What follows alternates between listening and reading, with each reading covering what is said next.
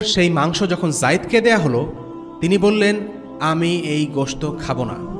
তোমাদের দেবতাদের জন্য যে পশু জবাই দিয়েছ, সেখান থেকে আমি গোশত খাবো না।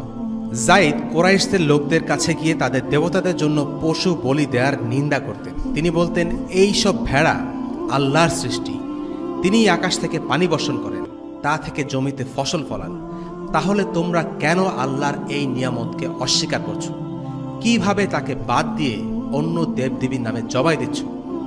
নবীজি সাল্লাল্লাহু আলাইহি ওয়াসাল্লামের নবুয়ত লাভের ৫ বছর আগেই যায়েদ ইবনে আমর ইবনে নুফাইল মৃত্যুবরণ করেন। তার পুত্র সাঈদ ইবনে যায়েদ জান্নাতের সুসংবাদপ্রাপ্ত ১০ সাহাবীর একজন। তিনি একদিন রাসূলুল্লাহ সাল্লাল্লাহু আলাইহি ওয়াসাল্লামের কাছে গিয়ে নিজের বাবা সম্পর্কে জিজ্ঞেস করলেন। বাবা তো নবুয়তের আগেই মারা গেছেন, তাহলে তার দিন কি ছিল? নবীজি সাল্লাল্লাহু আলাইহি ওয়াসাল্লাম বললেন, কিয়ামতের দিনে তোমার বাবা একাই একটা জাতি হিসেবে উপস্থিত হবেন। অর্থাৎ নবীজি সাল্লাল্লাহু আলাইহি ওয়াসাল্লাম যায়েদ বিন নুফাইলের জন্য জান্নাতের সুসংবাদ দিয়েছেন। বিচার দিবসে যায়েদ একাই যেন একটি জাতি হিসেবে দাঁড়িয়ে থাকবেন। হাসরের ময়দানে লোকেরা বিভিন্ন জাতিতে বিভক্ত থাকবে। প্রত্যেক জাতির সাথে থাকবে সেই জাতির জন্য প্রেরিত নবী ও রাসূল।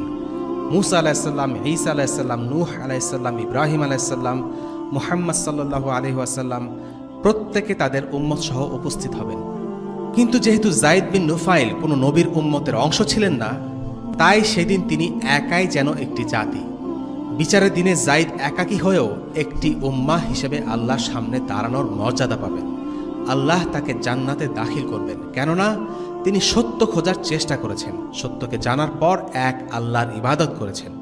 তার পক্ষে যতটা করা সম্ভব ছিল ততটাই করেছেন।